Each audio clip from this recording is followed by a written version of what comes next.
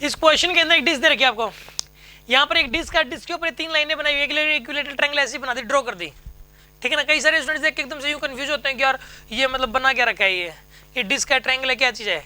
एक डिस्क है, डिस्क के ऊपर मार्कर से एक ट्रायंगल बना दी गई है, राइट। और इसके ऊपर फोर्स लगाए गए हैं, एक तो इस लाइन के अलोंग ऐसे एफ का फोर्स लगा, एक इस लाइन के अलोंग एफ का फोर्स इधर लगा, और एक इस लाइन के अलोंग एफ का फोर्स इधर लगा है। तीनों फोर्स एफ के हैं। और यहाँ पे डिस्क का मास दे रखा है, डिस्क का रेडियस दे रखा है, और फोर्स की वैल्यू दे रखी है। ये बताना आपको कि 1 सेकंड बाद जब ये फोर्स लगाए उसके 1 सेकंड बाद इसकी एंगुलर वेलोसिटी क्या होगी, 1 सेकंड बाद एंगुलर वेलोसिटी क्या होगी। तो सीधी सी बात है, पहले अल्फा निकलेगा, अल्फा से आपको पता लगेगा कि 1 सेकंड बाद वेलोसिटी क्या होगी, उतनी हो जाएगी 1 सेकंड बाद अल्फा के बराबर ही। और अल्फा निकालने से पहले निकलेगा टॉर्क, क्या निकलेगा पहले, टॉर्क, फिर tau equal to I alpha, I भी निकलेगा इसका मोमेंट ऑफ इनर्शिया, तो tau equal to I alpha. पहले टॉर्क निकाल लोगे आप इसके अंदर। टॉर्क देखो कैसे निकालोगे, एक बात बताओ आप मुझे, ये फोर्स ऐसे तो लग रहा है लेकिन सेंटर से पास नहीं कर रहा। देखो ये सेंटर से पास करने वाली लाइन तो ये वाली है ना, सेंटर से पास करने वाली लाइन, तो इसका यानी कि इसका टॉर्क आएगा कुछ ना कुछ। और पता क्या होगा, ये आर वेक्टर इस तरफ है, इसके अंदर सेंटर किसे अवे, तो आर क्रॉस एफ बाहर की तरफ आएगा, मतलब टॉर्क बाहर की तरफ आएगा टॉर्क। अच्छा इसके वाला टॉर्क देखते हैं हम लोग। इस केस में देखो आर वेक्टर इस तरफ है, आर क्रॉस एफ बाहर की तरफ ही आएगा, और इस केस में ये आर वेक्टर ऊपर की तरफ है, तो आर क्रॉस एफ बाहर की तरफ आएगा। मतलब कहने का ये है कि तीनों के टॉर्क ऐड होंगे, पहली बात तो ये है, तीनों के टॉर्क ऐड होने वाले इसमें। अच्छा अब सुनो, यहाँ पर ये वाला एंगल जो है ना 30 डिग्री है, ये पूरा ये इक्विलेटरल ट्रायंगल, तो ये 30 की 30 60 हो गया पूरा।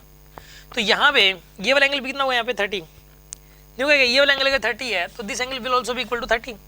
मानते कि नहीं मानते आप इस बात को, ठीक है ना। और ऐसे ही यहाँ पर अगर ये वाला एंगल 30 डिग्री है तो ये वाला एंगल भी कितना हो जाएगा, यहाँ पे 30 डिग्री हो जाएगा। और इसी प्रकार ये वाला एंगल भी कितना होगा, यहाँ पे 30 डिग्री होगा यहाँ पे।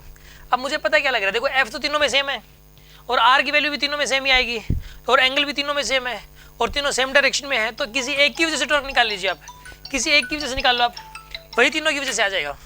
किसी एक की वजह से टॉर्क निकाल लो, तीनों की वजह से वही सेम टॉर्क बन जाना है। आ रही है बात समझ में आपको।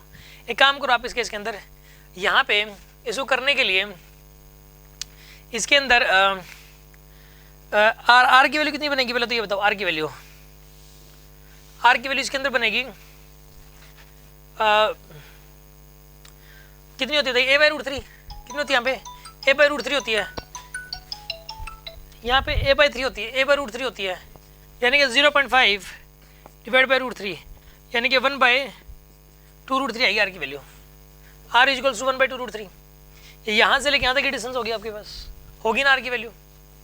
अब एक काम करो, इसमें आर क्रॉस एफ टॉर्क की वैल्यू निकालो, आर एफ साइन थीटा आएगी आपके पास, r F sine theta. R की वैल्यू 1/2 रूट 3, एफ की वैल्यू कितनी आएगी यहाँ पे, what is the value of F 0.5, और साइन 30 कितना आएगा यहाँ पे 1/2, कितना बनेगा यहाँ पर ये 1/8 रूट 3, ये आएगी टॉर्क की वैल्यू 1/8 रूट 3, ठीक है, इंटू 3 करोगे। हाँ जी हाँ जी, आर सर्कल रेडियस है वैसे तो, सही बात है, हाँ सही बात है यार, मैंने गलती कर दी, मैंने इसकी जो साइड है ना वो 0.5 मान ली, इस ट्रायंगल की साइड, जो ये गलत था।